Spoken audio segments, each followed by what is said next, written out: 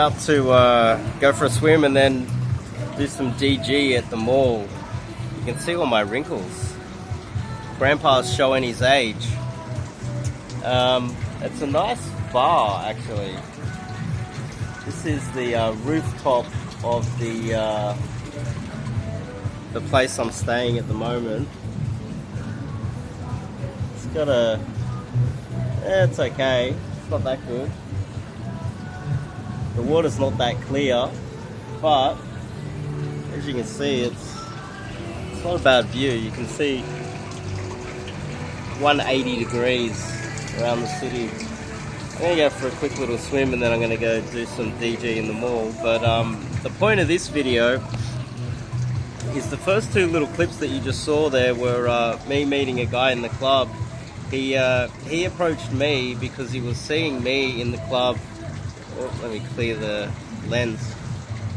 He was seeing me going into the club and approaching a lot of girls. See, night game and day game are totally different. Night game, you have to be very direct. You spam the shit out of that place. You burn it to the ground every single night. People do see you approaching. It's quite obvious. You befriend the security so you don't get in any trouble. You try to avoid any trouble. And people notice. So he noticed that I was pumping out a lot of approaches and pulling almost every night. He saw me at two other nightclubs, and then I saw him last night, and he approached me and wanted to have a chat. So what happened was he's younger than me, taller than me, got less wrinkles, probably better looking than me in many aspects there. You can see, you can make a judgment call for yourself looking at the video. And he was telling me that he saw me pull the girl a couple nights ago, and a girl that he got into set with, turns out she was like a bit of a prostitute or something like that, and the security guard asked him to pay for her taxi or give her a tip or something, and he didn't fully understand what was going on in the nightclubs. Like most men, have no idea what's going on in the nightclubs. And he wasn't picking up any hot girls. The main issue that he was saying to me was he was able to pipeline a lot of numbers on Tinder. Now, for you guys at home, Tinder is not rocket science. You don't have to be a genius to figure that out. This guy, as you can see in the video, you can go back to the very beginning of this video, you can see there's a little snippet there of me filming his phone. He showed me his schedule. He's scheduled out with tons of girls. He's getting 2 or 3 dates per day off Tinder. He's maximized his profile, which anybody with, IQ of 100 can figure out. He's figured out how to, game the algorithm. He figured it out all out himself. It's not rocket science. He's getting lots of matches. He says he's getting between 5 and 10 matches a day, and he's lining up a ton of dates. The main issue was, when he was speaking to me, is that I was picking up girls out of the nightclub that were far hotter than all of the girls he was getting on Tinder. Well, duh. But that same intelligent guy who could figure out Tinder, who could figure out how to hack that, put good photos up, schedule in dates, get a ton of dates, and sleep with a new girl every day from Tinder, couldn't figure out the nightclubs. Now I do remember seeing him because he was one of the better looking guys in the nightclub, and I did see him do, 2 or 3 approaches, and I saw him kind of hook one and then lose her halfway through the night. I did actually see that. I didn't tell him that I didn't tell him that I saw that, but I did see that, and I was sober. Because I treat this as a sport, especially in the nightclubs. I treat it as a sport. It's a game. It is fun. I like the idea of out-gaming guys in the nightclub. And he obviously saw me do that, was cognitively aware that I was taking a lot more action, and I knew a little bit more about how to work the nightclub than him. I realized in this nightclub that not only were there a few prostitutes in there, I could identify who the prostitutes were. I could also identify what seemed to be almost like there was pimps in the nightclub as well. And I could also identify that the security guards were working with them, because I found myself an innocent, good girl. Well, she was out in a nightclub in Asia, but you know what I mean. A girl that was not a hooker, a girl that was studying at university, just out for a night out. And the security guard cock-blocked me by talking to her and ushered her away to try and make sure that I end up with a hooker at the end of the night. The guy that approached me last night, he was not aware of all of those things happening around him.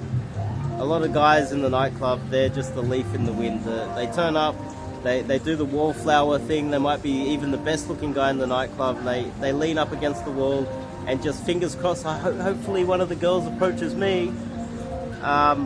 While I'll go in there and tear it up, make sure that I meet as many girls as possible and identify who's trouble, who's not trouble.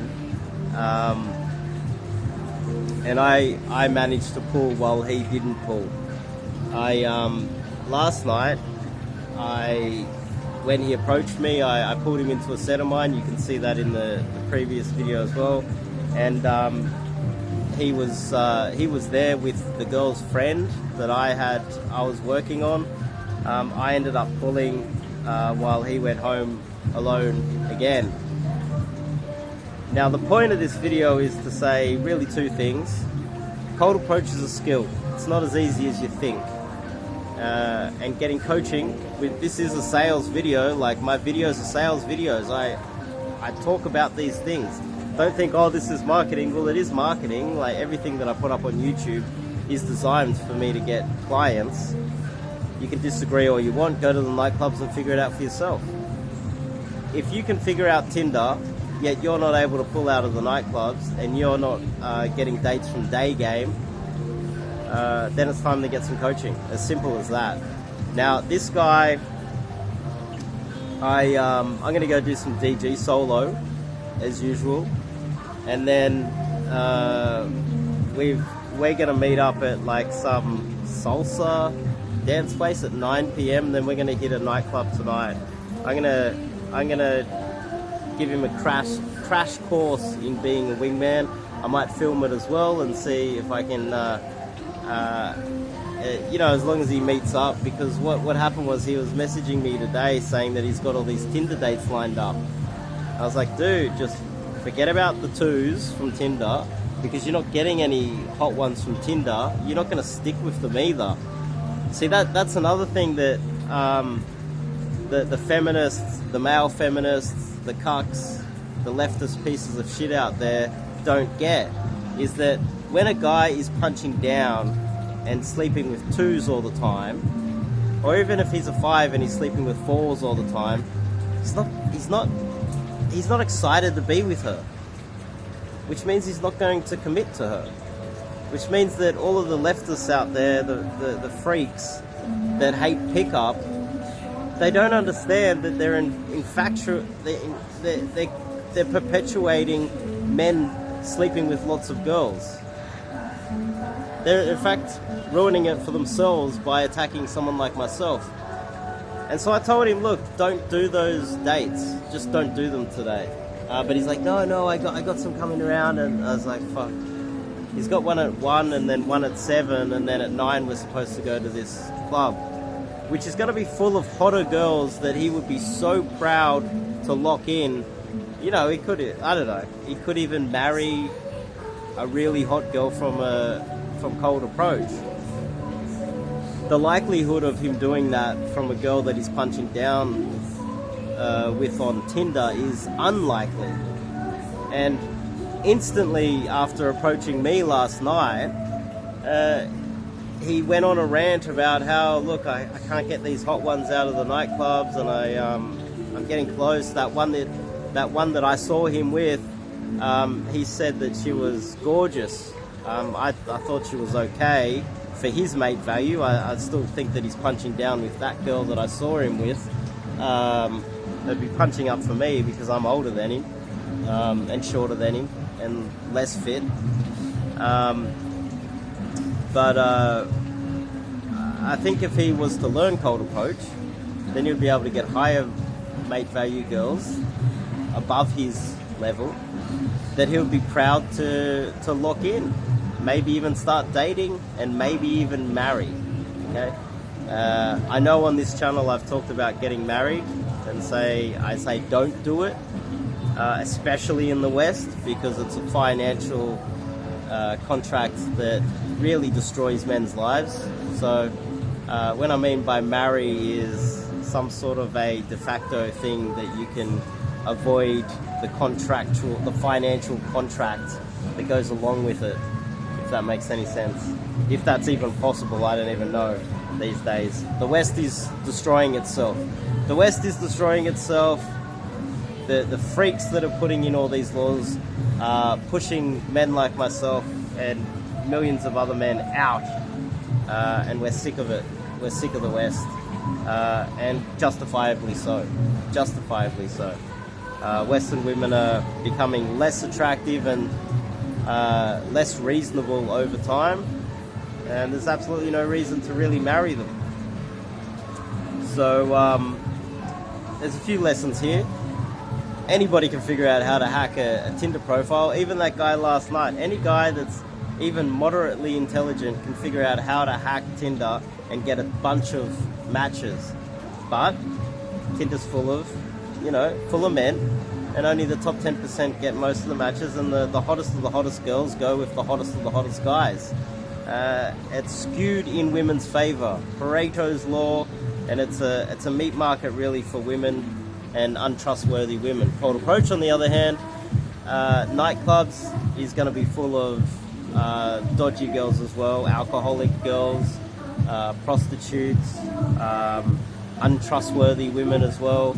But cold approach in general, day game as well, that's where you have the higher probability chance of meeting and attracting a girl that is above your mate value, that you'll be proud to date. Not a girl that you're going to have a one-night stand with. She's going to be bitchy, she's going to give you some attitude, she's going to disappear and meet some other guy on Tinder or later on that week or whatever, and you're not going to know about it. You're going to feel dirty after sleeping with her, and you're not going to want to date her again. Cold approach is the only hack, and I think last night it just reaffirmed it. You got a guy in Asia scheduling his entire days out with 3 different girls a day, sleeping with a girl that he doesn't want to see again. Myself, I sleep with a girl that I like, and I want to see her again. I do. I want to see her over and over again. I want to lock her in as a regular. But when I sleep with a girl that I'm not really attracted to, I'm like, delete, block, next. And that doesn't necessarily make men happy, I don't think. So, yeah, that's today's little rant. It's not really a rant, but it's not really marketing, it's truth too.